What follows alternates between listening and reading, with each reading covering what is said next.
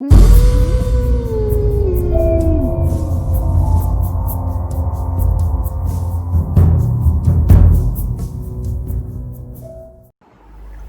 everyone, Adrian here. Today I'm back with Carl and the Tall horror story. Watch till the end so that you don't miss any part of the story. Girl and the Doll. The Girl and the Doll is a creepy story about a teenager who notices a strange little girl and a doll that is matching clothes. I want to tell you a story about a girl and a doll. I know what you are thinking. You have heard this story before. A little girl wants a doll. Someone buys it for her, and then the doll goes mental and kills everyone. Well, you are wrong. This is a different kind of story. It happened back in 2009 when I was 16 years old. One day, as I was walking home from school, I noticed that a new family had moved into the house at the end of my street. They were a young married couple, and they had a little daughter who looked like she was around 6 years old. She wore a white dress, white socks, and black shoes. Her hair was long and black, and she was holding a doll in her arms. The doll had a white dress and long black hair as well. In fact, it looked almost exactly like a miniature version of the girl. Every day on my way home from school, I saw the little girl. She was always sitting there, outside her house, cradling the doll in her arms and watching me as I passed by. There was something about the way she stared at me and the cold, dark look in her eyes that really unnerved me. At night, I couldn't sleep. I was plagued by very strange dreams and woke up in a cold sweat. I could only vaguely remember the dreams, but they all involved the girl with the doll. This went on night after night, and the lack of sleep left me exhausted.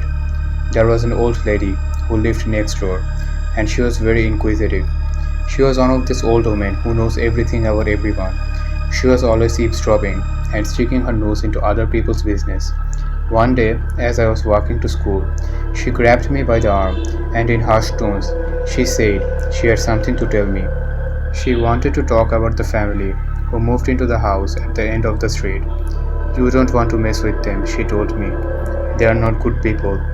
I have heard that they are always on the move and never stay anywhere for long. And that daughter of theirs, did you know that she is adopted? She is not right in the head either.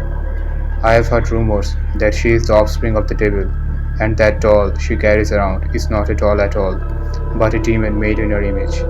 I just rolled my eyes and walked away, dismissing it as the idle gossip of a crazy old woman. But oh, how silly I was. How I wish I had listened to the warnings of that crazy old woman. A few days later, there was a knock on our front door. When I answered it, a young woman was standing there. She was the mother of the little girl with the doll. Hello, she said. I'm your neighbor, and I would like to ask you for a favor. Sure, I replied. What is it? Something unexpectedly came up, she said. I have to go on an errand, and my husband doesn't get home from work until later.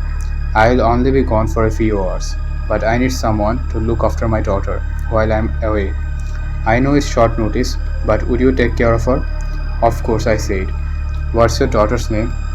Lisa, the mother replied. We need to leave now, so if you don't mind. I followed the woman to her house, and I waited while she rushed upstairs. When she returned, she was leading the little girl by the hand. As soon as I saw her, I was taken aback. There was something wrong with her. Her eyes were completely black, like the eyes of a shark, and she was still clutching that wretched doll in her arms. I don't know what it was about that doll that creeped me out so much. Perhaps it was because it looked so much like the girl that it was disturbing and uncanny. Before I had a chance to back out, the mother said her goodbyes, then got into the car and drove away. Without a word, little Lisa reached up and took me by the hand. Her skin was ice cold to the touch, and it sent a shiver down my spine. Play with me, she said. We went upstairs to her bedroom, but as soon as I closed the door, I began to feel uneasy. I could detect a strange and unpleasant smell in the room, but I couldn't figure out what it was or where it was coming from. I played with Lisa about 30 minutes, but then I began to feel a tightness in my chest. I broke out into a cold sweat, and my stomach was churning. I felt like I was going to vomit. I have to go, I gasped. All of a sudden, Lisa scrambled to her feet and cried out, No, you're going to stay with me forever, and we'll play all the time. She stared at me with those cold black eyes and I felt like I was going to faint. I was frightened and wanted to get out of the room, but when I tried to open the door, the handle wouldn't turn. I began rattling it and pulling it on it, but it was no use. I ran to the window and tried to open it, but it wouldn't budge. No matter what I tried, I couldn't open it. Then I remembered the warning of the old woman and cursed myself for not listening to her. I was trembling with fear, but I decided to recite a prayer. Our Father, who art in heaven, hallowed be thy name. As soon as I uttered those words, the little girl let out an ear-splitting screech. She screamed so loud that I thought I would go deaf, and I had to clasp my hands over my ears. But I never stopped reciting that prayer. Thy kingdom come, thy will be done, on earth as it is in heaven. The girl dropped the doll, and it fell to the floor.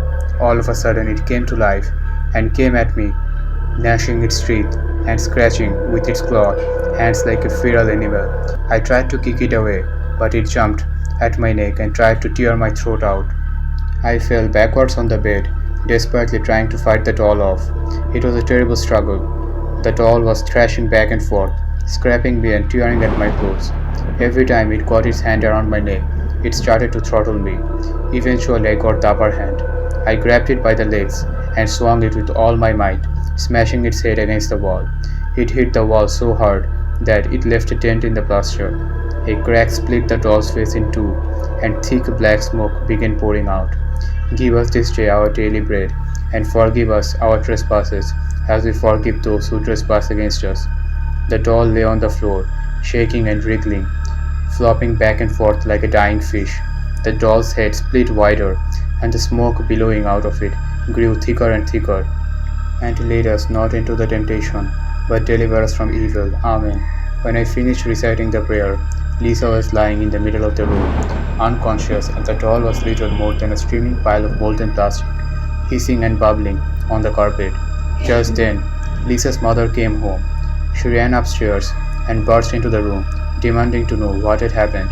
I tried to explain, but I couldn't get the words out. I threw up all over the floor.